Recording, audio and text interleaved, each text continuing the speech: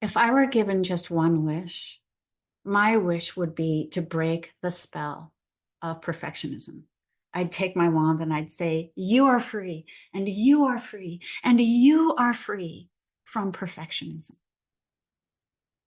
We listen for some of the telltale signs of perfectionism in the phrases that we all often use of saying, I still dot, dot, dot. I still have this pattern. I still have this fear. I still have this resentment.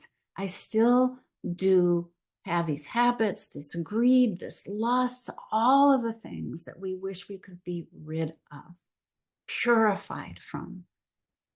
And it does not seem to work. It's a trap.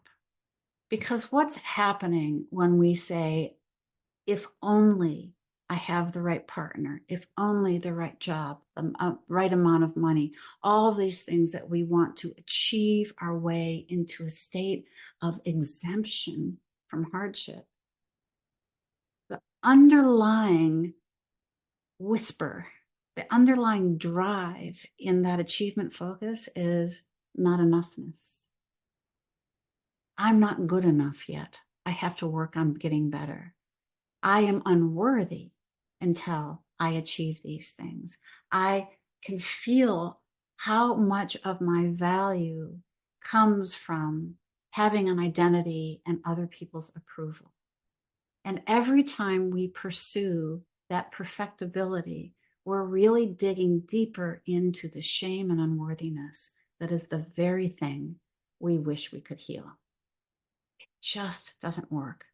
It's a sticky wicket, an awful trap, an awful trap. Instead, we find freedom and peace, which I think is what we're really after, is peace. Not having everything perfect, but just peace. To be with ourselves and life just as it is, and to really dig into how perfect it already is. We make space for the things we don't like. We make space for the fear.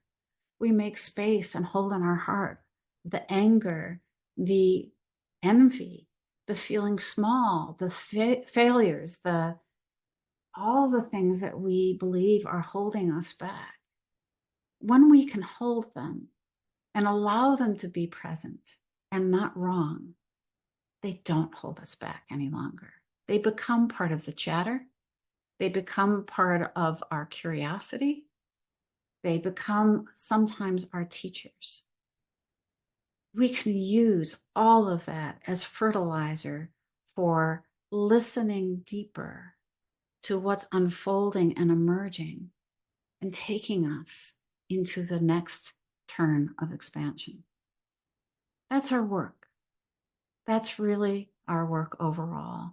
And we're teaching these principles of foresight through the view of life's force in reinvention, and looking to do so that we can be, frankly, more powerful without being in control of outcomes, more at peace with who we are so that we can become more of what we are intended to show up as. We use the tools that we've taught through this course.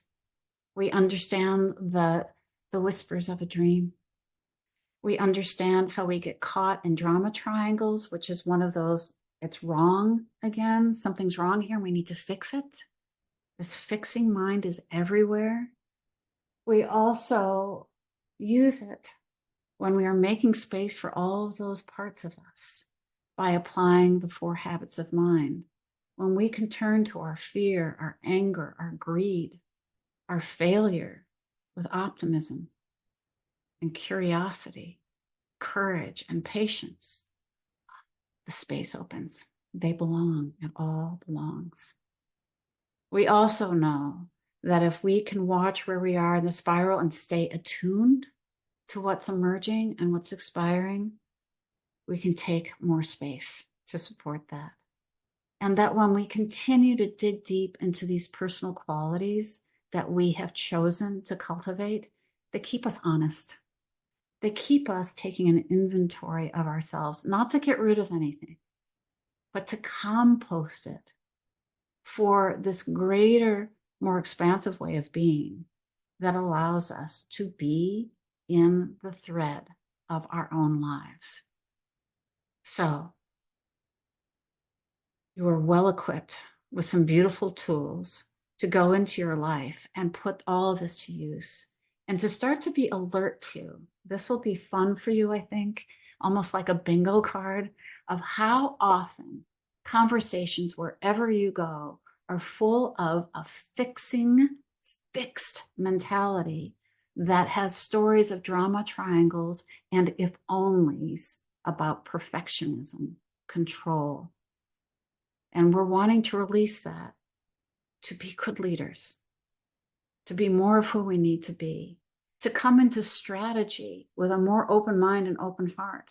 All the things that we need to do as leaders rest in this first fluency and capability.